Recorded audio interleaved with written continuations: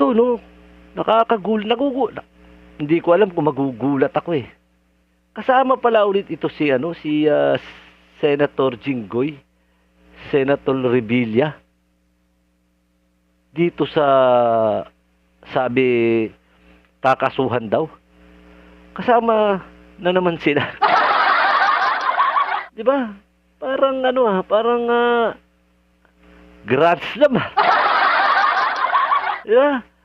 Ito napansin ko lang eh, at nakita din natin eh, na kasama pala sila sa kakasuhan. Hindi kasama po sila sa makukulong.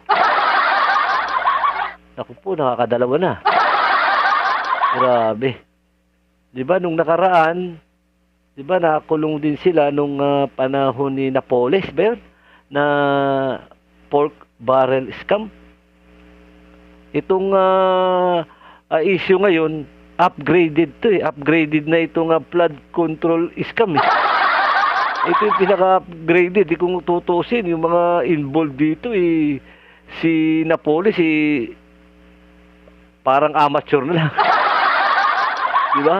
Kasi mas ang laki ng ng mga involved na pera dito.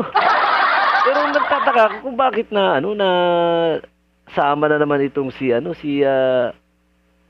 Senator Jinggoy at Pong Revilla. Kayo po ba alam niyo po ba kung bakit sila na nasama ulit? Kasi hindi ako masyadong sa kanila yung natutok sa issue nila kung bakit sila nasama. Pero ang alam ko, kasama daw po talaga. Ayan lang po yung katanungan ko, kung meron lang po nakakaalam diyan na kung bakit itong mga ito ay nasama din. Ano po ba yung totoo dito? Kung bakit sila nasama?